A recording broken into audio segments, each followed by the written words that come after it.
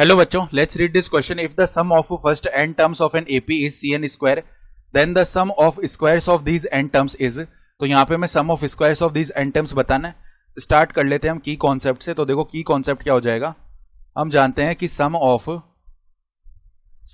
squares of first n natural numbers of first n natural numbers, इसका formula क्या होता है.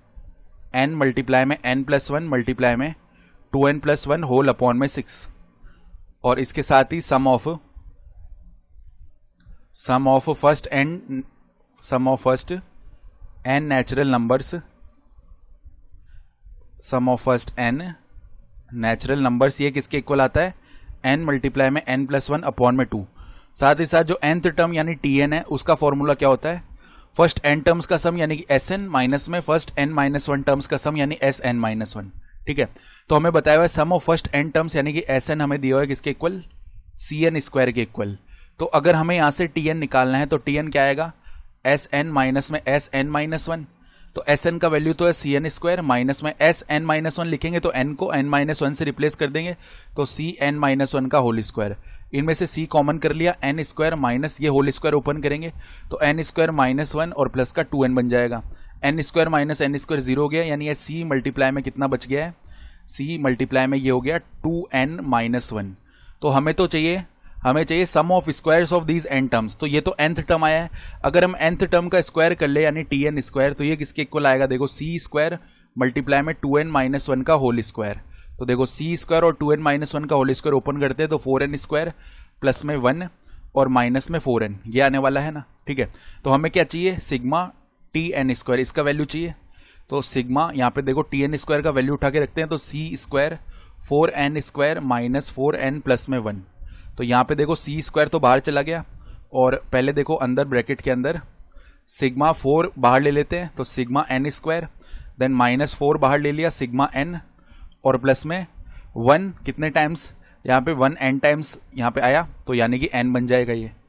तो अब देखो c स्क्वायर बाहर है, 4 ये क्या है, sum of squares of first n natural numbers यानी n मल्टीप्लाई में n प्लस वन. ठीक है, फिर 2n प्लस वन और होल अपॉन में आ जाएगा 6, ये वैल्यू बन गया है.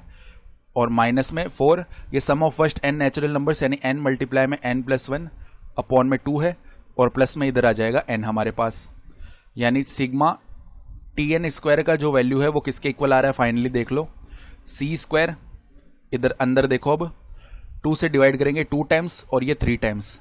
ठीक है, तो अब अगर दोनों टर्म्स में से हम कॉमन निकालना चाहें, या चलो तीनों टर्म्स में से कॉमन लिखे, तो n तो तीनों टर्म्स में से कॉमन आ गया है, तो c स्क्वायर और n हमने बाहर ले लिया. ठीक है, तो एक तो बच गया 2 मल्टीप्लाई में n प्लस वन, 2 मल्टीप्लाई में n प्लस वन मल्टीप्लाई में 2n plus one whole upon में 3 हो गया इधर.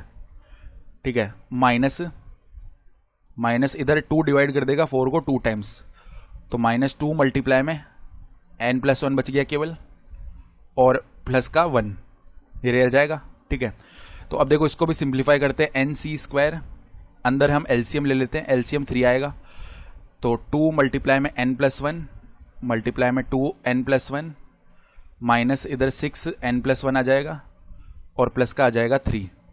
ठीक है, इसको भी हम सिंप्लीफाई करके देखते हैं, तो nc स्क्वायर अपॉन में 3, और यहाँ पे जब अंदर मल्टीप्लाई करेंगे ना तो देखो क्या क्या टर्म बन जाएंगे हमारे पास में.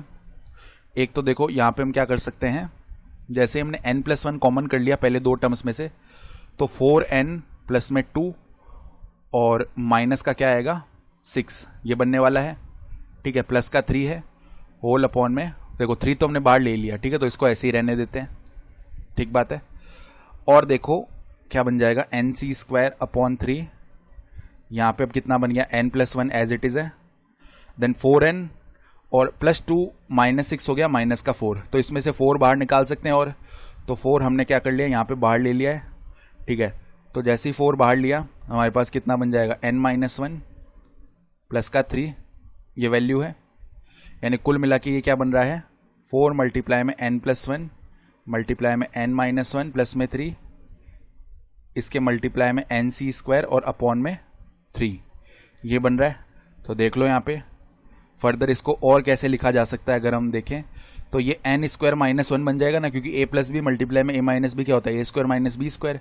तो 4n स्क्वायर माइनस 4 ऐसे बन जाएगा, प्लस का 3 और बाहर क्या है एन सी स्क्वायर अपॉन में 3 है ना।